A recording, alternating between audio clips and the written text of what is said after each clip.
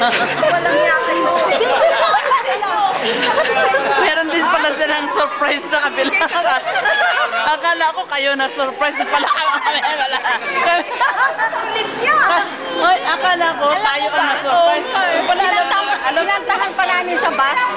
Kinantahan namin na tumawag. Miss you. Sabi ni Melissa. Ay, si Melissa alam na lahat.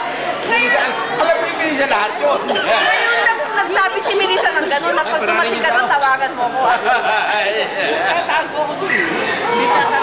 Saan? Sayang, wala yung tatanong. Si Robert. Di ba sabi mo ganyan?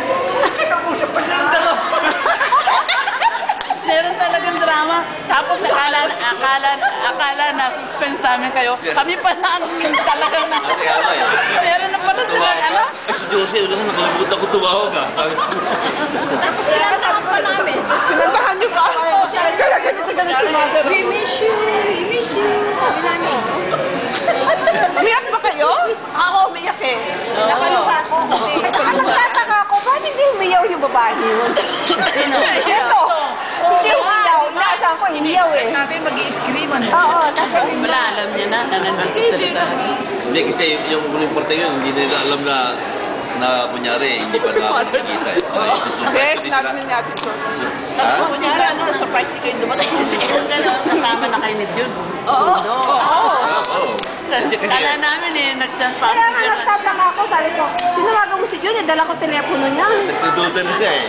Hindi na ako, tinawagan ko si Jen. Tapos, pwede, kasama mo si, ano mo, si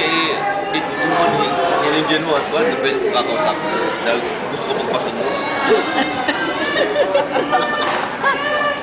Hindi ka tawag. We're together. Kanina eh. Kaya Ayaw pala ang ano eh. This is nice. Akala namin, sinurprise